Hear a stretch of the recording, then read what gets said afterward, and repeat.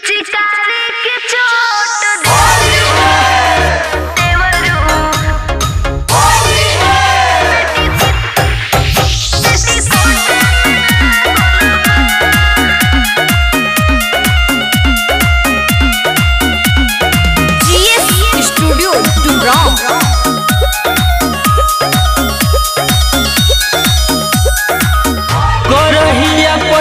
हटे भौजी डाल बरंगवा हम भी जाइब अंगवा।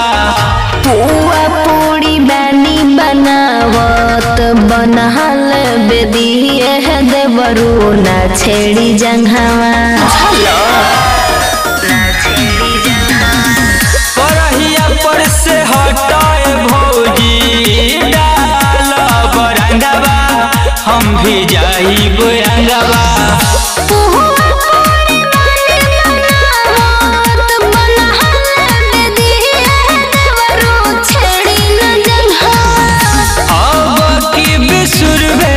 हमर भाग जगल बा पिचकारी के चोट देवरू पेटीकोट में लागल बा।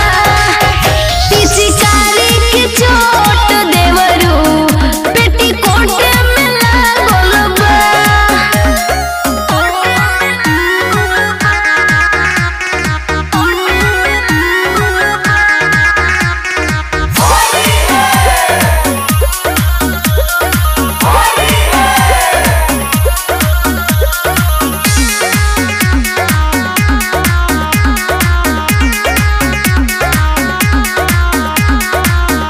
कहले रही हम ही भौजी करब नेवान हो।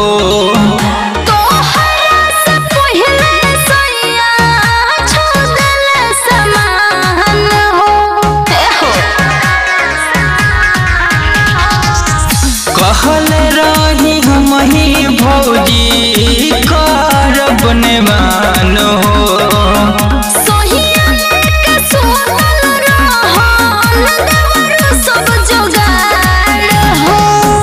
लागे मोर बरात हर रात भर हो जगल बा। ना दादा ना हो। लागे मोर बरात हर रात भर हो जगल बा। पिचकारी के चोट देवरू पेटीकोट में लागल बा।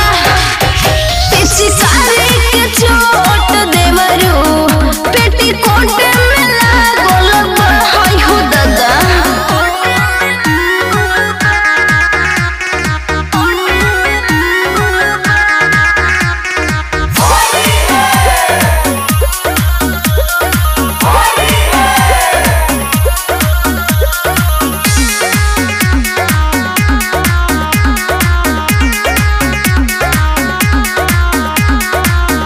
कवनो बदनवा भौजी छोड़ल कि ना निरौत। जो बाला हो तुझे सोया नहीं खन कोहिले झूठ। जो बना